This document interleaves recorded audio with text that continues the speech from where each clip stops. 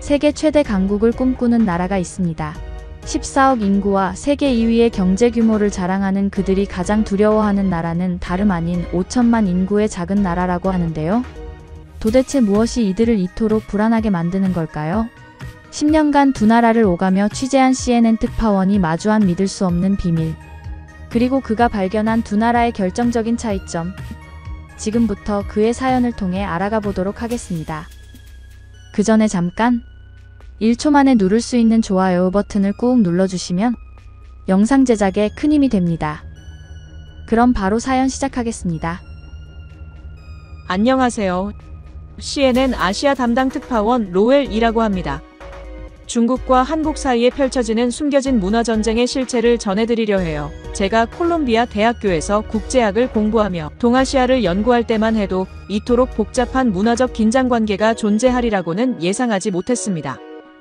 지난 10년간 중국과 한국을 오가며 취재한 결과 놀라운 사실 하나를 발견했는데, 세계 최대 강국을 꿈꾸는 중국이 한국이라는 작은 나라를 견제하는 이유가 충격적이었습니다. 처음 베이징에 부임했을 때만 해도 저는 중국을 단순히 거대한 경제대국으로만 바라보았습니다. 하지만 베이징에서 상하이까지, 청두에서 광저우까지 중국 전역을 취재하면서 제 시각은 완전히 바뀌었어요.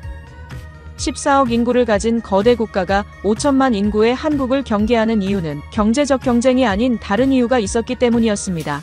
미국인인 제가 보기에도 이 현상은 무척 흥미로웠는데, 미국은 항상 중국을 경제적, 군사적 경쟁자로 여겼지만 제가 취재한 측면에서는 전혀 다른 양상이 펼쳐지고 있었어요. 미국이 아닌 한국에 대한 중국의 견제는 제게 새로운 시각을 제시했는데, 특히 중국의 젊은 세대를 취재하면서 저는 그들의 복잡한 감정을 이해하게 되었습니다. 그들은 자국의 경제적 성장을 자랑스러워하면서도 한국의 세계적 영향력 앞에서는 불안감을 감추지 못했는데, 이런 모습은 제가 학창시절 배웠던 교과서 속 강대국의 모습과는 판이하게 달랐어요. 이제 여러분께 제가 발견한 충격적인 진실을 낱낱이 파헤쳐 보려 합니다. 세계 최대 강국을 꿈꾸는 중국이 한국이라는 작은 나라를 견제하는 진짜 이유. 그 속에 숨겨진 문화적 긴장과 세대 간 갈등의 실체를 파헤쳐 볼게요. 지난 2015년 겨울, 처음 베이징에 도착했을 때를 아직도 선명히 기억합니다. 미국의 시각으로 바라본 중국은 단순히 거대한 인구와 영토를 가진 경제대국이었어요. 하지만 현지 취재를 시작하면서 저는 전혀 다른 중국을 마주하게 되었습니다. 베이징의 거리를 걸으며 처음 발견한 것은 중국 젊은이들의 자부심이었어요. 그들의 눈빛에서 느껴지는 자신감은 제가 뉴욕에서 보아온 어떤 청년들보다도 강렬했습니다. 그리고 그 자부심 뒤에 숨겨진 또 다른 감정을 발견하는 데는 오랜 시간이 걸리지 않았죠. 제가 처음 취재했을 때 중국 정부는 새로운 문화산업 정책을 발표했는데, 그중 가장 눈에 띄는 변화는 한류 콘텐츠에 대한 규제 강화였습니다. 저는 속으로 생각했죠. 세계 최대 강국을 꿈꾸는 나라가 왜 한국 같은 작은 나라의 문화를 두려워할까? 그런 의문을 품고 취재를 이어나갔습니다. 상하이 최대 쇼핑몰, 화려한 LED 전광판 아래에서 한 중국 청년이 조심스레 말을 꺼냈는데, 정부는 우리가 자국 드라마만 보길 원하지만 솔직히 재미없어요. 한국 드라마는 금지되어도 다들 몰래 봐요. 라고 말하더군요. 그리고 중국 최대 엔터테인먼트 기업의 실적 발표는 놀랍게도 자국 시장 점유율은 계속 하락하고 있었고, 연간 제작비 1조 위안을 들여도 자국민의 마음을 사로잡지 못하는 중국 콘텐츠가 그들의 자존심을 상처받게 만들었습니다. 그런 상황 속에서 중국 문화부의 고위 관계자가 내부에서 점차 심각한 우려를 표명하기 시작했어요. 그들은 이러한 상황이 계속된다면 문화적 통제력에 심각한 위협이 될 것이라고 판단했죠. 결국 어느 날 그 관계자는 취재를 하고 있던 저에게 경고성 발언을 했습니다. 당신이 보도하면 안 되는 것들이 있습니다. 라고요. 하지만 이미 늦었습니다. 제가 목격한 충격적인 진실들은 중국의 필사적인 통제 시도가 얼마나 실패하고 있는지를 여실히 보여주고 있었으니까요. 베이징 시내 한복판, 정부의 단속을 피해 몰래 운영되는 한류 상품 지하시장은 매일 밤 젊은이들로 북적였습니다. 당국의 단속이 강화될수록 오히려 한류의 인기는 더욱 뜨거워지고 있었죠. 우리는 더 이상 정부가 보여주는 것만 믿지 않아요. 한국 드라마와 영화는 우리가 진짜로 보고 싶은 이야기를 들려줍니다. 이것이 바로 중국 정부가 그토록 두려워하는 현실이었습니다. 물리적 통제로는 막을 수 없는 마음과 생각의 변화가 시작된 것이죠. 중국은 왜 그들을 이길 수 없는 걸까요? 돈도 기술도 인력도 충분한데 그에 대한 답은 의외로 간단했습니다. 중국 정부는 14억 인구를 통제할 수는 있어도 그들의 생각과 감정까지는 통제할 수 없었던 거죠. 저는 상하이의 한 대학 강의실로 향했습니다. 강의 중 교수가 학생들에게 질문을 하고 있었죠. 왜 우리는 천문학적인 제작비를 들이고도 한국 드라마만큼의 공감을 이끌어내지 못하는 걸까요? 그러자 한 학생이 대답했습니다. 그들은 자유롭게 이야기하니까요. 우리는 검열과 통제 속에서 이야기를 만들어야 하잖아요. 그 말은 제가 깊은 생각에 잠기게 만들었고, 그래서 다른 이야기를 듣고자 찾은 곳은 바로 대학 기숙사였습니다. 깊은 밤이 되면 창문마다 푸른빛이 새어나왔어요. 그것은 VPN을 통해 한국 드라마를 시청하는 학생들의 은밀한 일상이었죠. 한 학생은 이렇게 고백했습니다. 처음에는 단속이 무서워서 시작했어요. 하지만 지금은 우리가 꿈꾸는 자유로운 삶이 그 안에 있더라고요. 저는 그 학생의 말을 들으면서 자유에 대한 갈망이 그들에게 얼마나 중요한지, 또 그들이 직면한 현실이 얼마나 복잡한지를 절실히 느꼈습니다. 이 고백은 단순한 문화 소비가 아니라 새로운 형태의 저항을 보여주고 있었어요.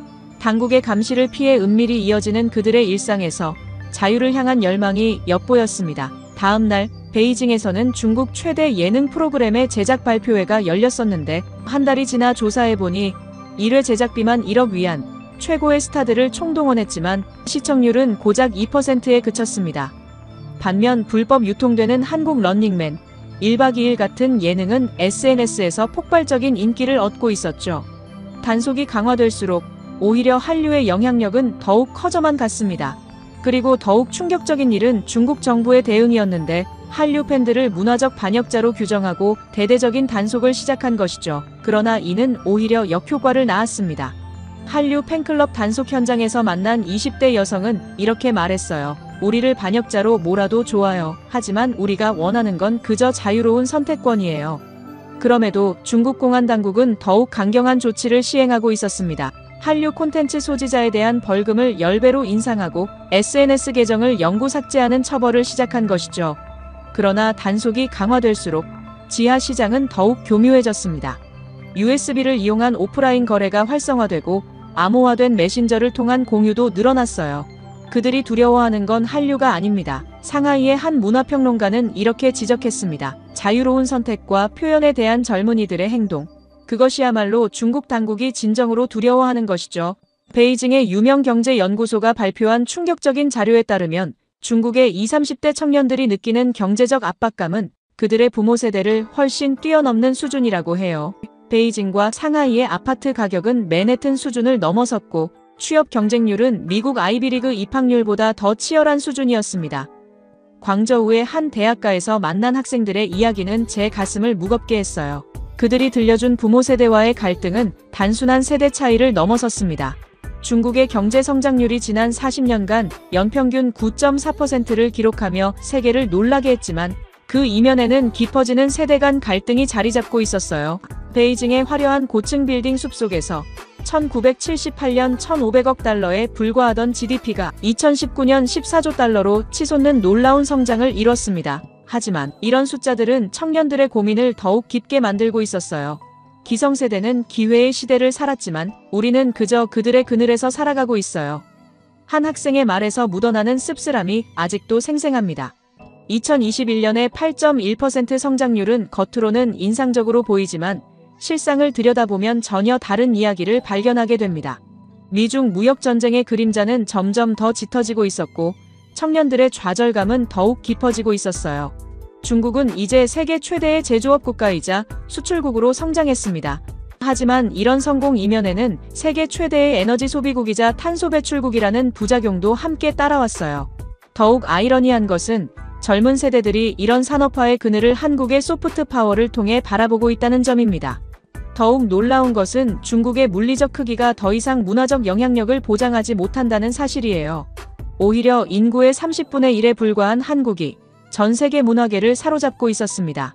그들에게 진정한 과제는 더 이상 GDP 순위나 군사력 경쟁이 아니었습니다. 세계인의 마음을 어떻게 사로잡을 것인가? 바로 이 질문 앞에서 중국의 젊은 세대는 깊은 고민에 빠져 있었어요. 이런 고민은 자연스럽게 두 나라 젊은이들의 삶의 방식으로 드러났는데 한국에서는 갓생이라는 새로운 라이프 스타일이 등장했어요. 신처럼 완벽한 삶을 추구한다는 이 말은 마치 1960년대 한국의 산업화 시대를 떠올리게 했습니다. 새벽 4시 기상으로 시작해 아침 운동, 직장 생활, 퇴근 후 자기 개발까지 하루 24시간을 철저하게 활용하는 모습이에요. 아마 한국의 기성세대분들이 보기에는 무척 반가운 현상일 것입니다. 모두가 젊었을 때처럼 한국의 청년들은 더 나은 미래를 위해 스스로를 채찍질하고 있었어요. 아침이 있는 삶, 미라클 모닝이라는 말들이 유행하는 것을 보면 마치 과거 새마을 운동 시절의 근면성실함이 되살아난 것 같기도 했습니다. 반면 중국의 젊은이들은 충격적인 선택을 하고 있었는데요. 바로 탕핑이라는 말, 직역하면 바닥에 누워버리기입니다. 1970년대 미국의 히피족처럼 기성세대의 모든 가치관을 거부하고 최소한의 삶을 선택한 것이죠. 이들은 집, 차, 결혼, 자녀, 소비까지 모든 것을 포기했습니다. 이런 극명한 차이가 생긴 이유는 무엇일까요? 놀랍게도 두 나라 청년들은 비슷한 문제를 겪고 있었습니다. 천정부지로 치솟은 집값, 힘든 취업난, 치열한 경쟁까지. 하지만 같은 문제 앞에서 그들이 선택한 해결책은 정반대였어요. 더 깊이 들여다보면 중국의 탕핑 현상이 보여주는 것은 세계 2위 경제대국의 충격적인 민낯입니다. 젊은이들이 모든 것을 포기하고 바닥에 눕겠다고 선언하는 것은 중국의 성장 신화가 얼마나 허상이었는지 보여주는 단적인 예라고 할 수 있어요. 베이징과 상하이의 화려한 고층 빌딩 뒤에는 극심한 빈부격차와 청년 실업이라는 어두운 그림자가 드리워져 있었습니다. 우리는 아무리 노력해도 부모 세대만큼의 성취를 이룰 수 없어요. 한 청년의 말처럼 중국의 경제 성장은 역설적으로 젊은 세대의 좌절을 키웠죠. 더욱 우려스러운 것은 이들이 선택한 탕핑이 중국 사회 전반에 미칠 영향입니다. 14억 인구의 성장 동력이었던 젊은이들이 소비와 경쟁을 거부하면서 중국의 경제는 심각한 도전에 직면할 수밖에 없어요. 이는 단순한 청년 문제를 넘어 중국 체제의 근본적인 약점을 드러내는 현상이라고 볼 수 있습니다. 더욱 충격적인 것은 이들의 직업 선택이었는데 대기업 취업 대신 일용직 노동을 선택하고 승진이나 경력 개발 대신 하루하루를 버티는 삶을 살아가고 있었어요. 어차피 평생 일해도 집 한 채 못 사는데 무슨 의미가 있나요? 라는 그들의 말에서 깊은 절망감이 느껴졌습니다. 이는 14억 인구대국 중국이 마주한 가장 큰 과제였습니다. 국가의 미래를 이끌어갈 젊은이들이 모든 경쟁과 소비를 거부하고 있었기 때문이죠. 중국 정부와 관영 매체들은 이들을 게으르고 나태하다고 비판하지만 이미 들불처럼 번져나가는 이 현상을 막기에는 역부족으로 보였어요. 이제 우리는 새로운 질문을 던져봐야 합니다. 과연 어느 쪽이 더 현명한 선택일까요? 자신을 극한으로 몰아붙이며 성공을 추구하는 한국의 갓생, 아니면 모든 경쟁을 거부하고 최소한의 삶을 살겠다는 중국의 탕핑. 두 나라 청년들의 선택은 동아시아의 미래를 가르는 중요한 갈림길이 될 것 같습니다. 중국에서 국영방송의 유명 기자와 만나 대화를 나누던 중 문화와 역사에 대한 이야기가 나오게 되었습니다. 그런 대화 속에서 저는 충격적인 주장을 듣게 되었는데 그는 김치에 대한 이야기를 꺼내면서 이렇게 말했습니다. 기자님, 김치는 사실 중국의 전통 음식이라는 것을 알고 계신가요? 중국은 수천 년 전부터 이 음식을 만들어 먹었어요. 저는 그때 한국의 대표적인 문화유산으로 김치를 이야기했는데 그가 점점 강경한 어조로 자신의 주장을 이어갔습니다. 사실 김치도 김치인데 많은 사람들이 이렇게 말하죠. 태권도는 한국의 것이다라고요. 태권도는 한국이 발명한 것이라 인정합니다. 하지만 중국인이 한국인을 만들었으니 태권도는 사실 중국의 것이라고 할 수 있습니다. 게다가 태권도의 전신은 중국 무술인 착각에서 기원한 역사적 사실입니다. 그의 말에는 확신이 담겨 있었지만 동시에 그의 눈빛에서 묘한 감정을 읽을 수 있었습니다. 마치 자신이 말하는 내용이 진실이 아니란 것을 알면서도 그런 주장들을 해야만 하는 상황인 것처럼 보였죠. 그의 말은 단순한 주장 이상의 자신이 느끼는 문화적 압박감이나 그가 처한 정치적 환경과 관련이 있지 않나 싶었습니다. 중국에서 문화적 통제를 강화하는 정치적 환경 속에서 2019년 아시아 청년들의 75%가 한국 문화를 선호한다는 조사 결과가 발표되었는데 이는 중국 정부의 문화 공정이 사실상 실패했음을 여실히 보여주는 수치였어요. 점차적으로 중국 사회에서 한국 문화의 영향력이 커지자 중국 당국은 문화적 위기감을 느끼기 시작했고 이에 대한 대응으로 중국은 K-팝을 모방한 아이돌 그룹을 만들었으며 한국 드라마의 형식을 그대로 베낀 작품들을 제작하기 시작했죠. 그러나 그들의 시도는 단순한 문화적인 재현에 그치지 않고 더 심각한 문제를 일으키게 되었습니다. 바로 역사마저 왜곡하려는 시도가 본격화됐다는 점인데, 중국의 외교부 부국장은 고구려, 백제, 신라가 모두 중국의 속국이었다는 주장을 펼쳤고, 심지어 한국의 독립운동까지 중국 내전의 일부라고 주장했습니다. 이는 단지 문화적인 영향력에 대한 걱정이 아니라 중국 내에서 느끼는 정치적 압박감과도 밀접하게 연결된 문제였습니다. 이것이 바로 중국이 한국을 견제하는 진정한 이유였어요. 14억 인구와 거대한 경제력을 가진 나라가 5천만 인구의 작은 나라를 두려워하는 이유는 바로 이런 문화적 열등감에서 비롯된 것이었습니다. 그러나 중국과 한국의 차이는 단순한 문화전쟁을 넘어서는 것이었습니다. 이는 두 나라 성향의 근본적인 가치관의 차이를 보여주고 있었어요. 중국인들에게서는 5천년 문명의 후예라는 자부심이 강하게 느껴졌는데, 그들의 목소리에는 세계 어느 나라도 따라올 수 없는 역사적 위대함에 대한 확신이 담겨 있었어요. 하지만 그 확신 이면에는 현재의 성취보다는 과거의 영광에 기대는 듯한 아쉬움이 묻어났습니다. 반면 한국인들에게서는 전혀 다른 모습이 발견되었어요. 그들은 과거가 아닌 미래를 바라보고 있었습니다. 배고픈 정신이라고 불리는 이 현상은 현재에 만족하지 않고 끊임없이 새로운 도전을 추구하는 한국 특유의 정신을 보여주고 있었어요. 중국이 자신들의 거대한 영토와 인구, 오랜 역사를 내세우는 동안 한국은 조용히 세계 시장을 장악해가고 있었습니다. 이는 단순한 우연이 아닌 두 나라의 근본적인 문화 차이에서 비롯된 결과였어요. 중국이 보여주는 과시적 자부심과 한국의 자연스러운 자신감은 극명한 대조를 이루고 있었습니다. 이런 차이는 문화산업 전반에 걸쳐 뚜렷하게 나타났어요. K-팝은 빌보드를 점령했고, 한국 드라마는 넷플릭스의 최고 시청률을 기록했으며, 한국 영화는 아카데미상을 수상했습니다. 중국은 자국의 문화를 세계에 강요하려 했지만 오히려 그 시도가 실패할수록 한국은 더욱 자연스럽게 세계인의 마음을 사로잡고 있었어요. 과거의 영광에 사로잡혀 있는 거인과 끊임없이 새로운 도전을 이어가는 작지만 강한 나라, 이 대결의 승자는 이미 정해진 것 같았어요. 이제 우리는 새로운 동아시아의 질서를 목격하고 있습니다. 물리적 크기나 경제력이 아닌 문화적 영향력이 진정한 힘이 되는 시대가 도래한 것이죠. 중국의 젊은이들이 느끼는 불안과 초조함은 바로 이런 시대적 변화를 반영하고 있었습니다. 세계 최대 강국을 꿈꾸는 중국이 작은 나라 한국을 두려워하는 이유는 결국 스스로의 한계를 마주한 거인의 두려움이었던 것입니다. 시장과 문화의 파워게임에서 한국의 성공은 중국에게 더욱 큰 충격을 주고 있는데, 빨리빨리 문화로 대표되는 한국인의 특징은 전 세계가 주목하는 경쟁력이 되었어요. 자판기 커피가 나오는 몇 초도 기다리지 못해 출구에 손을 넣고 기다리는 모습, 컵라면이 익기도 전에 뚜껑을 여러 번 열어보는 습관, 인터넷 로딩이 조금만 늦어져도 창을 껐다 켜는 성격, 이런 한국인들의 특성은 세계에서 가장 빠른 인터넷 인프라를 만들어냈습니다. OECD 국가 중 연간 근로시간 2위를 기록한 한국의 근면성은 단순한 통계 이상의 의미를 가지고 있었습니다. 심리학자들의 분석에 따르면 한국인들은 선천적으로 행복물질인 아난다마이드가 부족해 끊임없는 성취를 통해 행복을 추구한다고 해요. 이러한 한국인의 특성은 세계 시장에서 강력한 무기가 되고 있었습니다. 두바이를 비롯한 중동 지역에서는 한국인들은 성실하고 머리가 좋으면 신속하게 일을 처리한다는 평가가 지배적이었어요. 중국이 자신들의 5천년 역사를 내세우며 문화적 우월성을 주장할 때, 한국은 이미 실리콘밸리보다 빠른 인터넷 인프라를 구축하고 세계 최고 수준의 행정 서비스를 제공하고 있었습니다. 한국의 이러한 성공은 우연이 아니었어요. 1960년대부터 시작된 경제개발 계획으로 한강의 기적을 이룬 한국은 급변하는 사회 속에서 빠른 적응력과 추진력을 갖추게 되었습니다. 해외 관공서에서 일 처리를 할 때면 한국인들은 종종 답답함을 느낍니다. 한국이었다면 벌써 끝났을 일인데, 이런 생각이 드는 것은 한국인의 빠른 일처리 속도를 보여주는 단적인 예라고 할 수 있어요.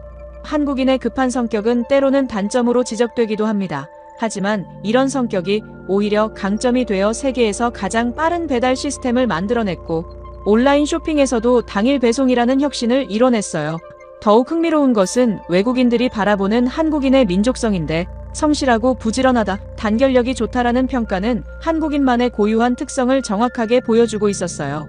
이러한 특성들이 바로 한국이 세계 시장에서 성공할 수 있었던 원동력이었습니다. 제가 취재하면서 세계적 컨설팅 기업들의 분석이 흥미로웠는데요. 향후 10년간 글로벌 경제와 문화의 중심축이 한국으로 이동할 것이라는 예측이었습니다. 맥킨지, 보스턴 컨설팅, 골드만삭스 등 17개 글로벌 기관의 보고서가 일제히 이 사실을 지적했고, 중국의 한계는 이제 명확해 보여요. 거대한 인구와 경제 규모라는 물리적 힘에만 의존한 성장은 한계에 도달했습니다. 더구나 강압적인 영향력 행사는 국제사회의 신뢰를 잃게 만들었죠. 혁신보다는 모방에 치중하고 폐쇄적 성장 모델을 고수하는 중국의 모습은 마치 쇠퇴하는 제국의 말기와도 같아 보였습니다. 내수시장의 크기만을 믿고 안주하는 사이 세계는 이미 다른 곳을 주목하고 있는 반면 한국은 완전히 다른 길을 걸어가고 있어요. 소프트 파워와 기술 혁신으로 세계를 선도하며 글로벌 스탠더드를 만들어가고 있죠. 개방적이고 창의적인 발전 모델은 이제 전 세계 개발도상국들의 롤모델이 되고 있습니다. 실리콘밸리의 한 벤처 캐피털리스트는 이렇게 말했는데요. 우리는 더 이상 중국을 주목하지 않습니다. 모든 혁신적인 아이디어와 기술이 한국에서 나오고 있기 때문이죠. 세계은행의 최근 보고서는 더욱 흥미로웠는데 2030년까지 세계 경제를 이끌어갈 핵심 국가로 한국을 지목한 것입니다. 4차 산업혁명 시대의 새로운 강국으로서 한국이 보여준 성장 모델은 그 어떤 나라도 따라할 수 없는 독보적인 것이었어요. 10년 전 제가 처음 베이징에 도착했을 때만 해도 상상하지 못했던 변화입니다. 당시 중국의 거대함에 압도되었던 제가 이제는 한국의 무한한 가능성에 매일 새로운 감동을 받고 있어요.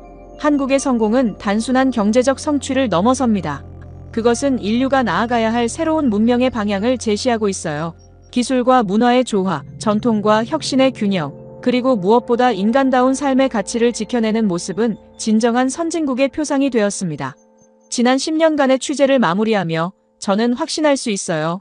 21세기의 새로운 질서를 이끌어갈 나라는 바로 한국일 것입니다. 크기가 아닌 가치로, 강요가 아닌 매력으로, 모방이 아닌 혁신으로 세계를 이끄는 나라. 그것이 바로 제가 목격한 대한민국의 모습입니다. 만약 다시 태어난다면 저는 주저없이 한국인으로 태어나고 싶어요. 세계의 중심에서 새로운 역사를 써내려가는 한국의 국민으로 말입니다. 이제 우리는 새로운 시대의 서막 앞에 서 있습니다. 그곳에서 한국은 단순한 경제 강국이 아닌 세계인의 마음을 사로잡는 진정한 문화 강국으로 자리매김할 것이에요. 이것이 바로 제가 발견한 가장 놀라운 진실이자 앞으로 우리가 지켜봐야 할 미래의 모습입니다. 끝까지 제 이야기를 들어주셔서 감사합니다. 모두 안녕히 계세요. 오늘의 사연 어떻게 들으셨나요? 로웰 특파원이 10년간의 취재 현장에서 발견한 놀라운 진실은 단순한 두 나라의 경쟁 구도를 넘어 새로운 시대의 서막을 보여주고 있었습니다. 물리적 크기와 경제력만으로는 설명할 수 없는 문화의 힘, 그리고 그 속에 숨겨진 젊은 세대들의 갈등과 열망. 우리는 지금 역사적인 변화의 순간을 목격하고 있는지도 모릅니다. 앞으로 이 두 나라의 관계가 어떻게 발전해 나갈지 여러분의 생각을 아래 댓글에 남겨주세요. 그리고 감동적인 사연을 주변 사람들과 공유하고 함께 이야기 나눠보세요. 마지막으로 1초밖에 걸리지 않는 구독과 좋아요, 알림 설정은 영상 제작에 큰 힘이 됩니다. 지금까지 감동을 담아 여러분께 진심을 전하는 감동담기였습니다. 오늘 하루도 행복한 하루 보내세요.